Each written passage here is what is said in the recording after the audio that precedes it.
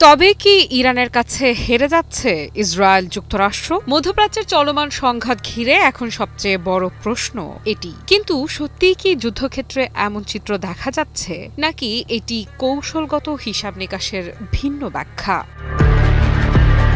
যুদ্ধ আপাতত থেমে গেছে, তবে থামেনি বিশ্লেষণ। কে জিতল, কে হারল, এই বিতর্ক এখন ছড়িয়ে পড়েছে আন্তর্জাতিক গণমাধ্যম থেকে শুরু করে কূটনৈতিক মহলে। একদিকে যুক্তরাষ্ট্র ও ইসরায়েল নিজেদের কৌশলগত সফলতার দাবি করছে, অন্যদিকে ইরান বলছে তাদের শক্তি এখনও অটুট। প্রথমে আসা যাক সামরিক চিত্রে। যুক্তরাষ্ট্র ও ইসরায়েলের দাবি, ইরানের গুরুত্বপূর্ণ সামরিক স্থাপনা, ক্ষেপণাস্ত্র সক্ষমতা এবং পারমাণবিক অবকাঠামোতে বড় ধরনের ক্ষতি করা হয়েছে। এমনকি উচ্চ পদস্থ সামরিক ও রাজনৈতিক ব্যক্তিদের টার্গেট করেও সফলতা পেয়েছে তারা। কিন্তু প্রশ্ন হলো, এটাই কি পুরো গল্প?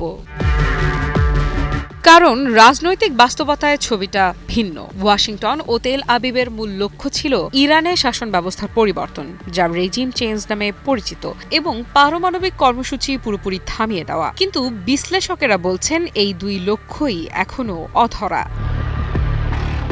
অন্যদিকে ইরান টিকে আছে। শুধু টিকে যাওয়াই নয়, তারা দেখিয়েছে নিজেদের সক্ষমতা। আর এখানেই শুরু হয় ইরানের অদৃশ্য জয়। প্রথম বড় সাফল্য হরমুজ প্রণালী। বিশ্ব তেল বাণিজ্যের অন্যতম গুরুত্বপূর্ণ এই রুটকে যুদ্ধের কেন্দ্রবিন্দুতে নিয়ে এসেছে ইরান। ফলে পুরো বিশ্ব অর্থনীতি এক ধরনের চাপের মুখে পড়ে, যা কৌশলগতভাবে বড় অর্জন।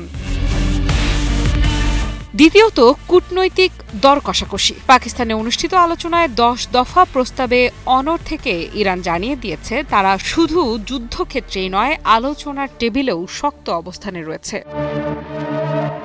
আর তৃতীয় সবচেয়ে গুরুত্বপূর্ণ দিক, প্রতিরোধের আদর্শ। প্রবল আক্রমণের মুখেও ভেঙে না পড়ে বরং পাল্টা হামলা চালিয়ে যাওয়ার মাধ্যমে ইরান দেখিয়েছে তাদের প্রতিরোধ ক্ষমতা এখনো অক্ষুণ্ণ।